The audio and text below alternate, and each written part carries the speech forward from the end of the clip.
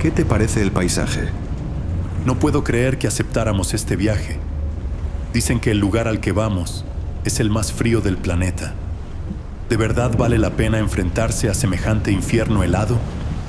Créeme, Alan, si lo que nos informaron es cierto, allí podríamos encontrar algunas de las rocas más antiguas de la Tierra. Y con ellas, quizá los fósiles más primitivos que alguna vez hayan existido. Eso significa una ventana directa al origen de la vida. Hablan de temperaturas imposibles, de tormentas que pueden matarte en segundos. A veces, me pregunto si no estamos desafiando demasiado a la naturaleza. Lo sé, pero también sé que esas formaciones rocosas, ocultas bajo el hielo eterno, podrían responder preguntas que llevamos siglos formulándonos. No todos los días se presenta la oportunidad de trabajar en la Antártida Oriental, entre Dome Fuji y Dome Argus. Eric ya nos espera allá. Dijo en su último mensaje que comenzó a romper rocas y encontró microbios fosilizados. No suena a gran cosa, pero por cómo lo dijo, me da la impresión de que es mucho más importante de lo que parece. Exacto. Si son tan antiguos como creemos, podríamos estar frente a la evidencia más lejana de vida en el planeta. Pero, ¿sabes qué me inquieta? No solo lo que podamos descubrir, sino lo que pueda estar oculto. ¿Oculto? ¿A qué te refieres? La Antártida siempre ha sido un territorio lleno de misterios. Demasiado vasto, demasiado inaccesible. ¿Quién sabe qué más yace bajo esos kilómetros de hielo? Bueno, mientras no sea algo que intente devorarnos, yo me conformo con sobrevivir al frío. Veremos qué nos espera, viejo amigo.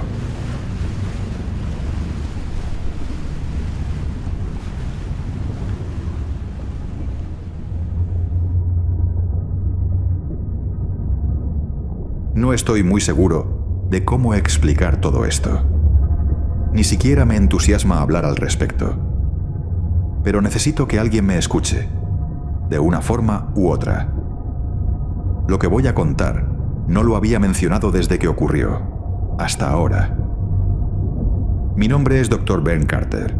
Soy geólogo y paleontólogo, y estudio algunos de los restos más antiguos de vida en la Tierra. Comencé mi trabajo en el suroeste de Estados Unidos, pero la mayoría de mis estudios se han llevado a cabo en otros lugares, principalmente en Rusia y Australia. La vida fósil que he estudiado abarca desde las primeras formas de plantas y animales hasta fósiles microbianos más pequeños en formas como los estromatolitos, estructuras en forma de cúpula de cianobacterias. Hace algún tiempo se me ofreció supervisar una excavación de un mes en una cantera en la Antártida, ubicada entre los picos de Dome Fuji y Dome Argus. Las rocas del escudo de la Antártida Oriental tienen hasta 4.000 millones de años, lo que las convierte en unas de las más antiguas conocidas en la Tierra. El propio planeta se estima en 4.600 millones de años, lo que significaba que había una posibilidad de encontrar quizás la evidencia fósil más antigua de vida primitiva en esas formaciones. Con alrededor del 99% de la superficie de la Antártida cubierta por un manto permanente de nieve y hielo, todavía hay mucho que se desconoce sobre la historia geológica del continente. Sin embargo, el área donde íbamos a excavar resultaba ser el lugar más frío conocido del planeta. Aquí se han registrado temperaturas de hasta menos 148 grados Fahrenheit, demasiado bajas para que cualquier ser vivo pueda resistirlas. Afortunadamente, la mayor parte de los 2 meses se pasaría dentro de la instalación construida sobre la cantera, lo que nos mantenía a salvo del clima mortal del exterior. 2 personas más me acompañarían en esta excavación, colegas míos, el Dr. Eric Sampson y Alan Campbell. Ya había trabajado con ambos en excavaciones en Australia y en Groenlandia. Me reuní con Alan en Dunedin, Nueva Zelanda, desde donde partimos en barco hacia la Antártida. Eric ya estaba en la cantera desde hacía algunos días, esperándonos. El viaje duró aproximadamente 2 días, con el aire y el agua volviéndose más fríos a medida que nos acercábamos a nuestro destino. Al llegar al mar de Ross, nos recibió la vista de enormes icebergs en el agua, elevándose sobre nuestra embarcación. El monte Erebus, el volcán activo más austral del mundo, apareció pronto a la vista desde la isla Ross. En su costa había una inmensa colonia de pingüinos Adelia, una de las 3 que habitan en la isla. No pasó mucho antes de que atracáramos en la costa, donde nos embarcaron en un avión.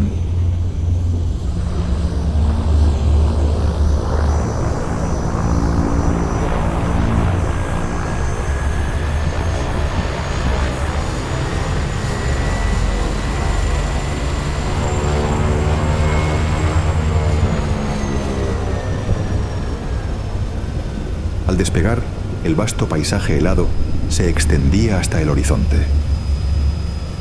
Millas y millas de nieve y hielo parecían prolongarse para siempre. Tras 6 horas, finalmente llegamos a la instalación. El avión aterrizó en una franja de tierra plana que formaba parte de la meseta antártica oriental. En medio de aquel interminable telón blanco, se alzaba la instalación de investigación construida sobre la cantera en la que trabajaríamos. Al descender del avión, Eric estaba afuera, acercándose para recibirnos. Qué bueno verlos. Seguro están agotados después de todo el viaje. Ni lo digas, Eric, respondí a su comentario. Ya sentía que se me estaban durmiendo las piernas. Todavía no soportas los viajes largos, Bern? ¿Y la cantera? ¿Encontraron algo ya? Pregunté con curiosidad, tan ansioso como él por ver resultados. Sobre eso, se van a llevar una sorpresa. Empecé a romper las rocas hace un par de días. Encontré algunos microbios.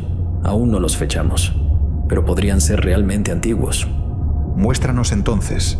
No debería tomar mucho determinar su edad. Por supuesto. Síganme. Alan y yo lo seguimos a través de la entrada principal del edificio. Una vez dentro, avanzamos por un pasillo circular hasta llegar a la cantera.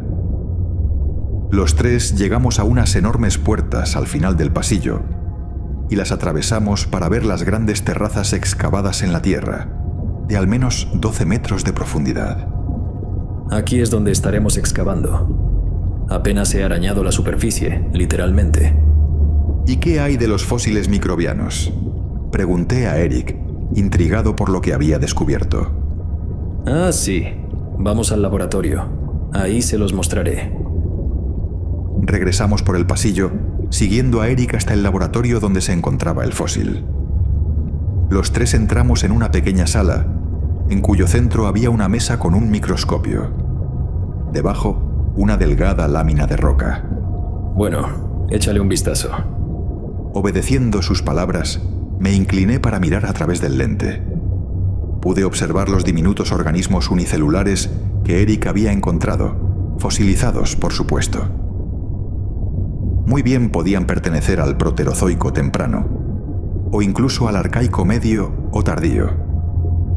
Para confirmarlo, sin embargo, era necesario datarlos.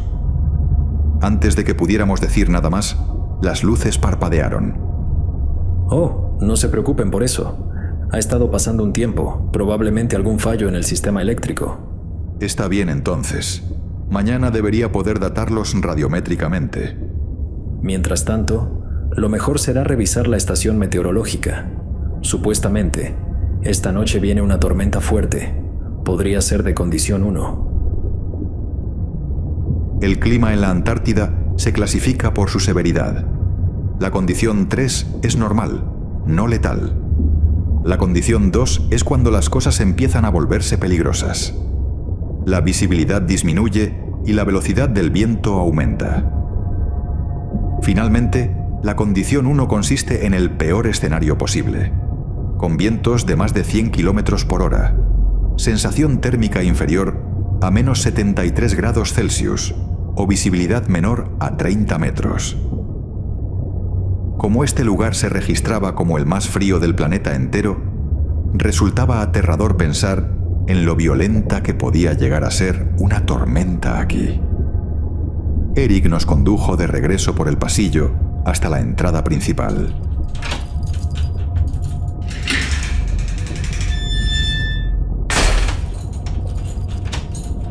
Al salir de nuevo, quedé absorto en la vista panorámica de la meseta helada que nos rodeaba. Llanuras infinitas de nieve se extendían en todas direcciones por millas, y debo admitir que era un espectáculo impresionante. A lo lejos se alzaba la estación, una alta antena contra el fondo polar. Las estaciones meteorológicas automáticas cuentan con múltiples sensores que miden temperatura, velocidad y dirección del viento, humedad relativa y presión. A unos 100 metros había una pequeña caseta elevada, probablemente un centro de radio o comunicaciones. Eric se acercó a la estación para comprobar signos de la tormenta. Tras analizarla, se giró hacia nosotros con una expresión de preocupación. Lamentablemente tenía razón. Esta noche pasará por aquí una tormenta de condición 1. La condición 1, siendo la más violenta, podía provocar fácilmente una muerte si alguien quedaba expuesto a ella. Vamos, será mejor volver y asegurar todo por la noche. Alan y yo seguimos a Eric de regreso a la instalación. Mientras lo hacíamos, algo a lo lejos llamó mi atención. Noté un patrón de forma extraña, una especie de formación en la nieve. Estos fenómenos son naturales, ya que la textura y el aspecto del paisaje helado son esculpidos por los fuertes vientos de la región. Sin embargo, había algo en aquello que resultaba curioso. Parecía tener una forma serpenteante. ¿Podía algo así formarse solo por efecto del viento? Me quedé unos segundos contemplando el asunto. ¿Sucede algo?, me dijo Alan. Continué hacia la instalación tras su comentario.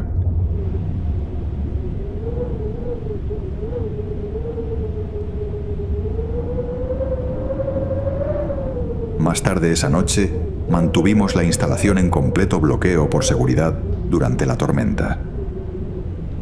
Las ventanas estaban completamente cubiertas de escarcha, y los vientos rugientes eran lo bastante intensos como para oírse desde el exterior.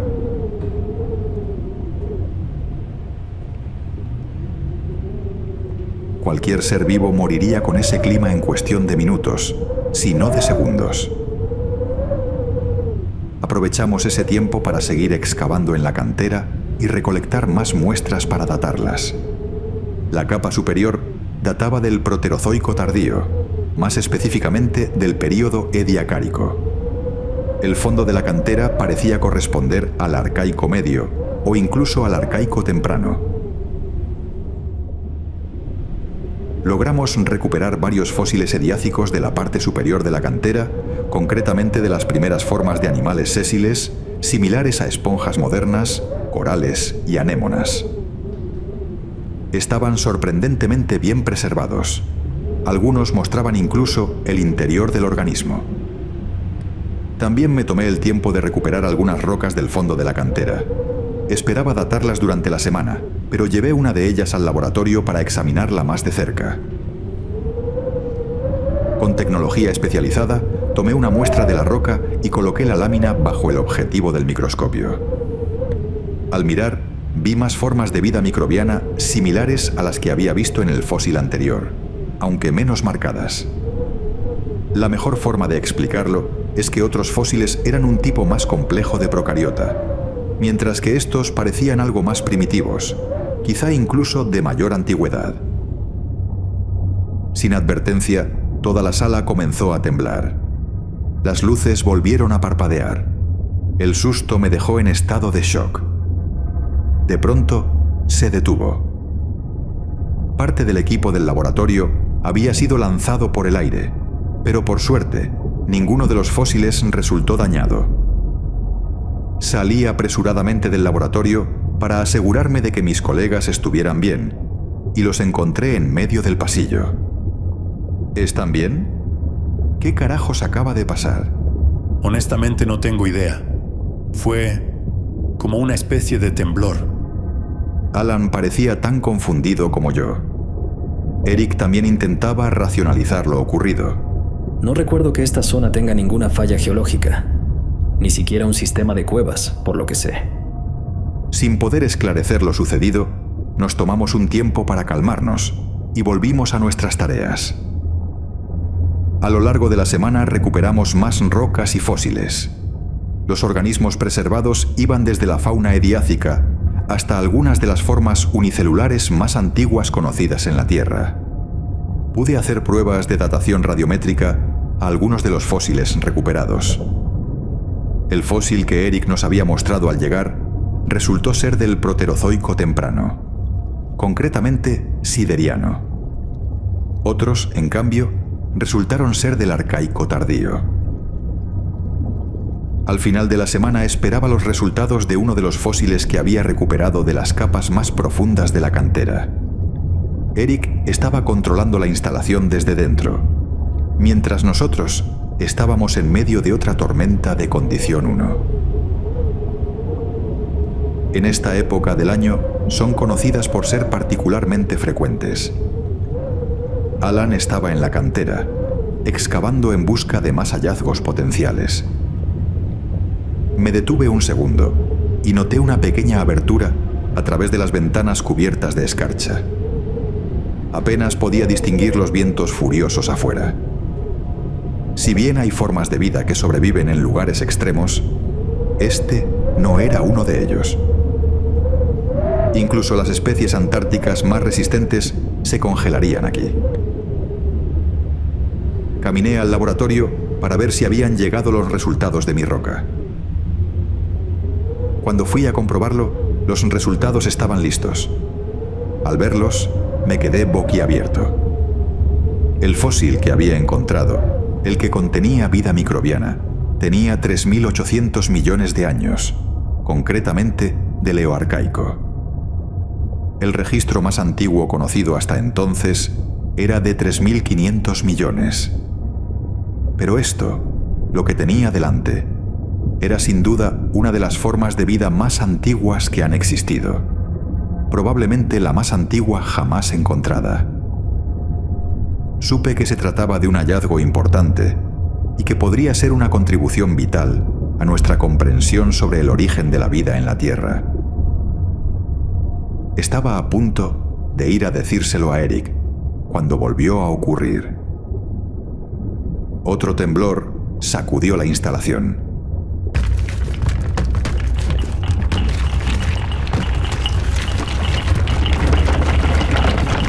¡Hey! ¿Pero qué demonios?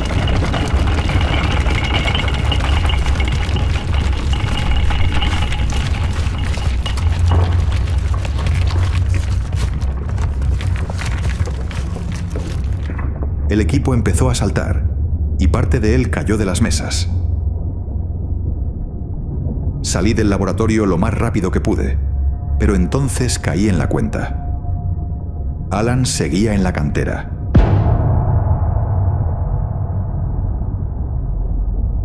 Corrí a la entrada de la cantera para sacarlo de allí. En cuanto abrí las puertas, vi que toda la cantera se estaba derrumbando, acompañado por un grito ahogado de Alan.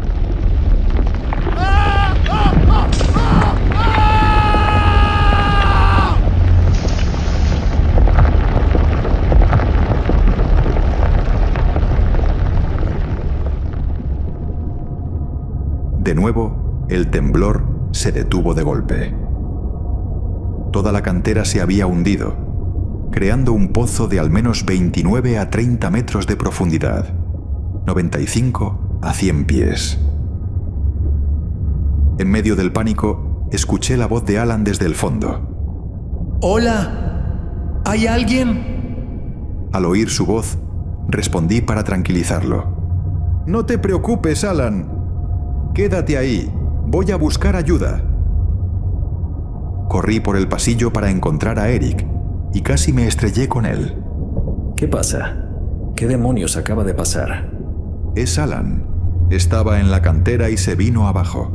¡Mierda! Tenemos que bajar y recuperarlo. ¡Ahora! Eric y yo nos lanzamos a un depósito donde guardaban el equipo de emergencia. Agarramos una cuerda, arneses y material de escalada y volvimos rápidamente a lo que quedaba de la cantera. Al llegar, llamé para tranquilizar a Alan. ¿Estás bien? Vamos a bajar. Pero no hubo respuesta. El temor empezó a crecer. No sabía si Alan estaba bien. Sin más demora, Eric ancló las cuerdas al suelo. Nos colocamos los arneses y descendimos lentamente al pozo. A medida que bajábamos, la luz desde arriba se volvía más débil. Todo a nuestro alrededor se fue oscureciendo. Cuando llegamos al fondo, encendimos nuestras linternas y buscamos a Alan. No había rastro suyo. Entonces, el haz de mi linterna iluminó un rastro de sangre. El corazón se me aceleró. No sabíamos qué le había pasado. Eric se dio cuenta y trató de tranquilizarme. Contente. No sabemos qué ocurrió. Los haces de nuestras linternas siguieron el rastro de sangre y revelaron una cueva enorme, de al menos 4,5 metros de diámetro, unos 15 pies. Ninguno de los dos tuvimos tiempo para cuestionarlo y entramos. A medida que avanzaba el rastro, la cueva se fue ensanchando. Sin embargo, algo no encajaba. La cueva no parecía producto de la erosión. De hecho, había señales que sugerían que era una formación reciente, como si se hubiera hecho ayer. De pronto nos detuvimos. La cueva se bifurcaba en dos direcciones. Me quedó claro que ese sistema no había sido tallado por el agua ni por la erosión. Eran túneles.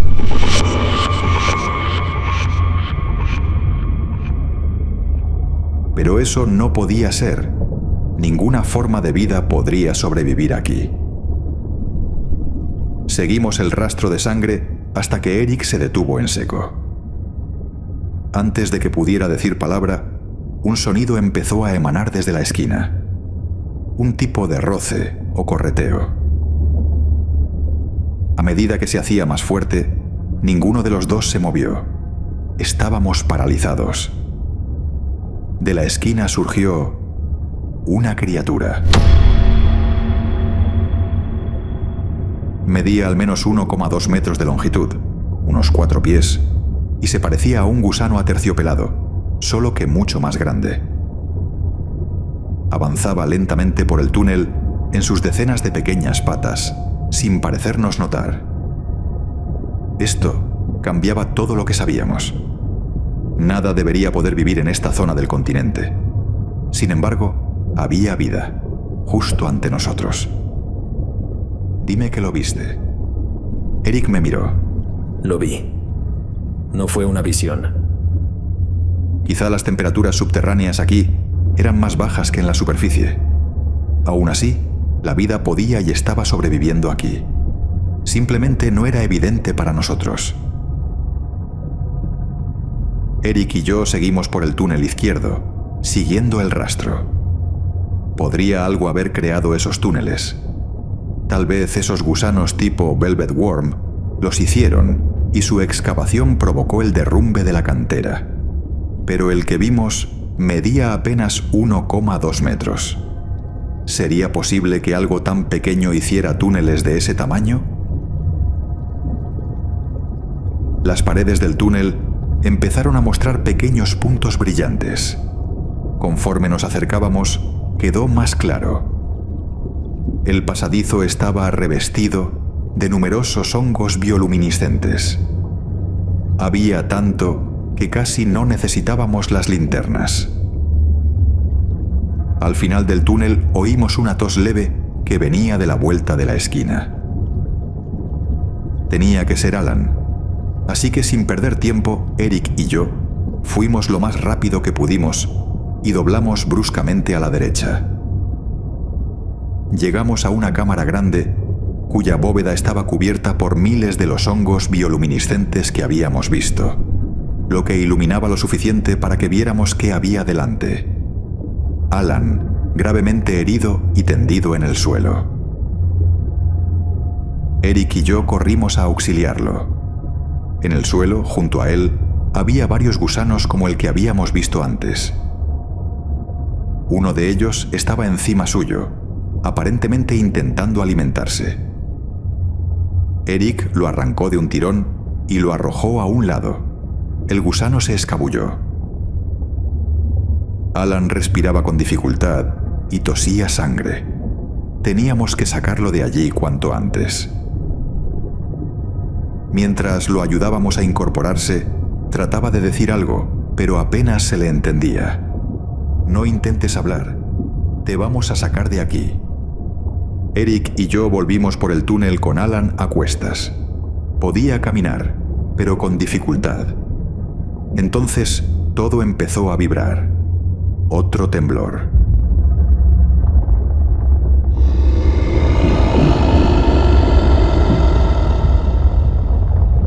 Un poderoso bramido resonó, rebotando en las paredes heladas. Al oírlo, todos los gusanos de la cámara salieron disparados en todas direcciones, como si huyeran aterrados. Los túneles deben estar colapsando. Tenemos que apurarnos. Hicimos caso, y con lo que pudimos, corrimos por los túneles cargando a Alan, mientras yo sujetaba la linterna en la otra mano. Avanzamos hasta topar con un callejón sin salida. La salida del túnel que comunicaba con el pozo de la cantera se había derrumbado por completo. Entré en pánico. Nos habíamos quedado atrapados. Otra vez tembló el túnel. Los tres casi caímos, pero logramos mantenernos en pie.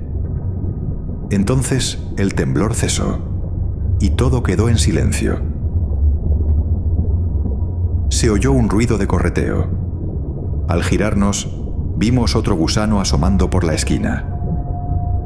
De pronto, la pared del túnel se derrumbó revelando una enorme cámara subterránea de cientos de metros que se hundían más hacia el centro de la Tierra.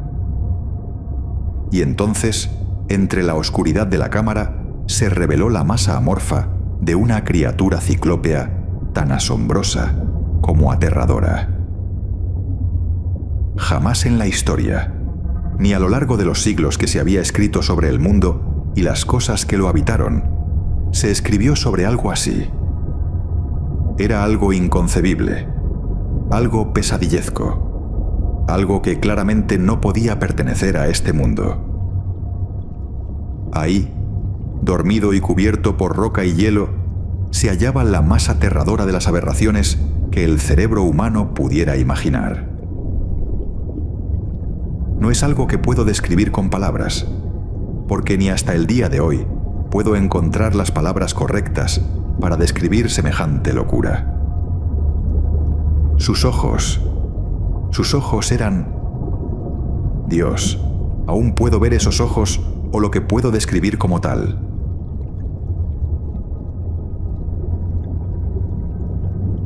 No estaban abiertos, pero sin duda alguna me miraban. Me miraban con esos millones de puntos negros como pupilas, tan negros como el profundo y oscuro universo, de donde, y con toda la seguridad, había llegado. Su cuerpo, encorvado y con sus miles de miembros como tentáculos retraídos, que lo asemejaba a un cefalópodo, tenía más de 300 metros de longitud, y la gran parte de su cuerpo aún estaba cubierto por roca y hielo. Dios santo, ¿qué clase de aberración es esa?, dije conteniendo el aliento. De pronto, un pedazo de roca y hielo, del tamaño de una casa, que cubría aquella cosa, se desprendió produciendo un fuerte temblor. Y de aquel desprendimiento, al quebrarse al contacto con el suelo, emergieron aquellos gusanos que despertaban de un profundo sueño que había durado eones. los cuales deambulaban escudriñando el lugar por los túneles que el derrumbe había provocado. Entonces me quedó claro que aquello era lo que había provocado el colapso de la cantera y los temblores que habíamos estado registrando. Ninguno de nosotros hizo movimientos bruscos.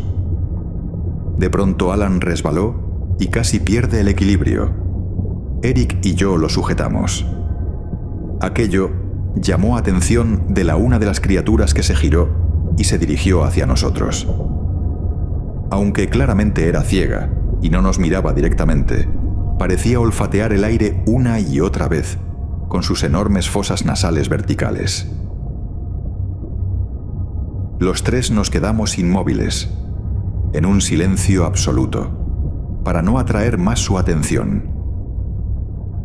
Pero antes de que pudiéramos reaccionar, una de aquellas cosas apareció por el acantilado y agarró a Alan con sus mandíbulas y se retiró por el mismo lugar de donde había salido. El eco del grito de Alan se fue apagando conforme lo arrastraban hacia abajo.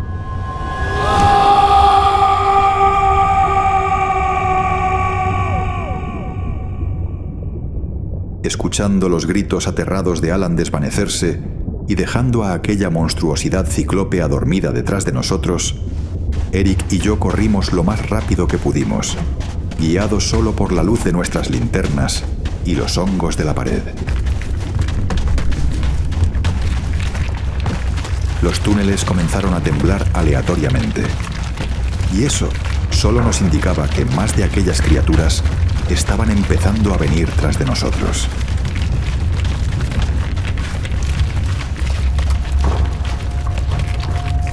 En minutos, llegamos de nuevo a la cámara donde habíamos encontrado a Alan, del cual no parecía haber escapatoria. ¿Qué carajos hacemos ahora? Esta vez Eric empezó a entrar en pánico, igual de asustado que yo. No puedo morir acá. No puedo. No quiero que mi cuerpo sea dejado aquí con esa cosa.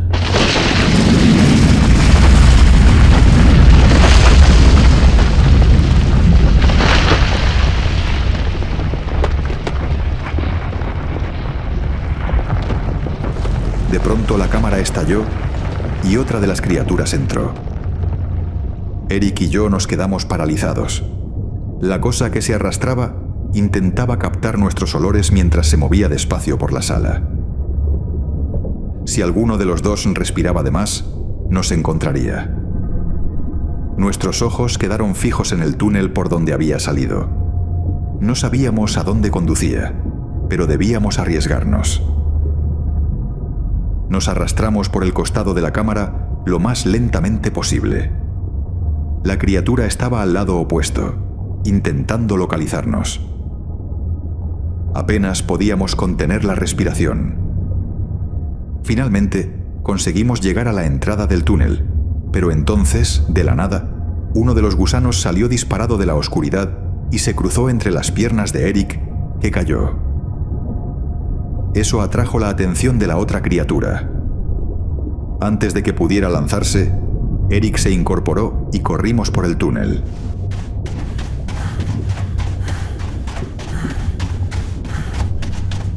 Mientras huíamos, el pasadizo se inclinó y nos dejó sin aliento. Otra curva, esta vez a la izquierda, y al fondo parecía haber una tenue luz. Sin dudarlo, nos dirigimos hacia ella.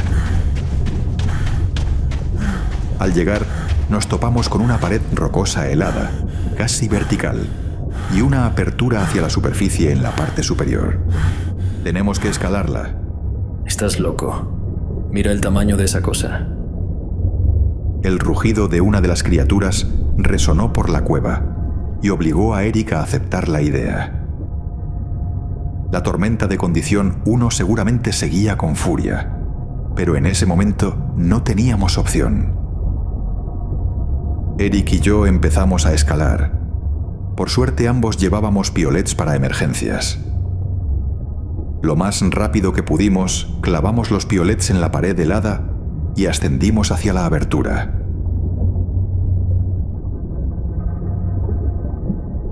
Cuando habíamos completado 3/4 partes del ascenso, la criatura de abajo intentó perseguirnos y subió a nuestra altura, obligándonos a escalar aún más aprisa. Estábamos en sobreesfuerzo, prácticamente arañándonos la pared para subir. Finalmente llegamos a la abertura. Logré pasar y me recibió un vendaval violento.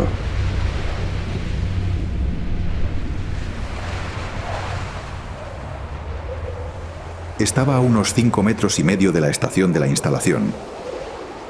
A pesar del clima feroz, me di vuelta para ayudar a Eric, que había logrado introducir la mitad de su cuerpo por la abertura. Agarré sus manos y empecé a alarlo. Justo cuando casi lo tenía afuera, fue arrastrado hacia abajo y se me escapó de las manos.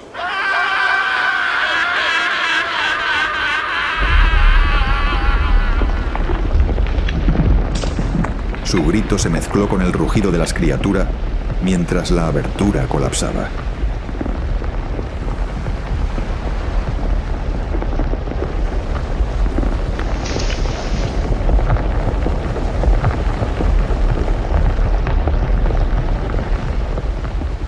Me arrodillé en el suelo y arañé la abertura derrumbada. Finalmente me rendí y bajé la cabeza, humillado, llorando. Pero el suelo volvió a temblar, esta vez acompañado por el sonido de la instalación viniéndose abajo.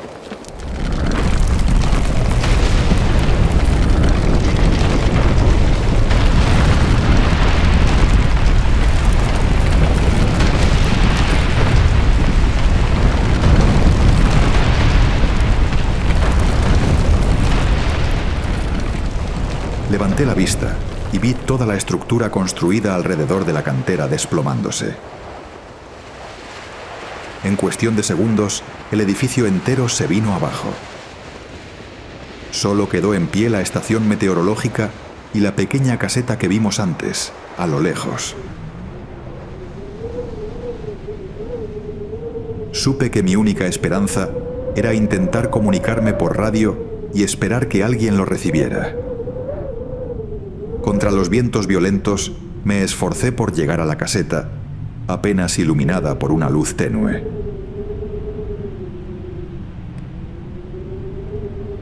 Los vientos de casi 100 kilómetros por hora, unos 60 millas por hora, me golpeaban y casi me arrancaban del suelo.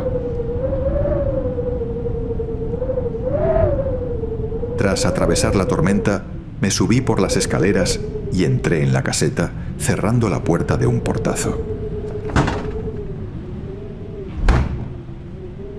Tal como sospechaba, la caseta era un centro de radio y comunicaciones. Inmediatamente mandé una transmisión diciendo que estaba en peligro. ¿Hola? Por favor, alguien responda. Estoy enviando este mensaje desde las instalaciones de excavación en la Antártida. Estas son las coordenadas. Necesito que vengan por mí. Por favor.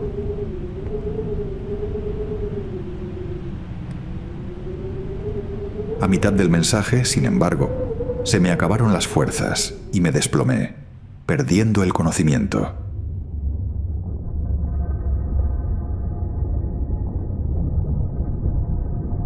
No sé cuánto tiempo pasó, pero cuando desperté estaba en una sala médica, tendido en una cama. Entonces un médico alto y de cabello canoso entró. Vaya, hasta que despertó. Perdón, ¿quién es usted? ¿Y en dónde estoy? Ya me conocerá. De momento tiene que seguir descansando, dado a su estado actual. Y con respecto a dónde se encuentra, estamos a bordo de un barco con rumbo a Dunedin, Nueva Zelanda. Me explicaron que había estado inconsciente durante 3 días y que casi muero. Aunque sufrí apenas hipotermia y algunos daños menores por congelación. Al llegar a Dunedin, fui trasladado a un hospital, donde pasé la siguiente semana y media recuperándome.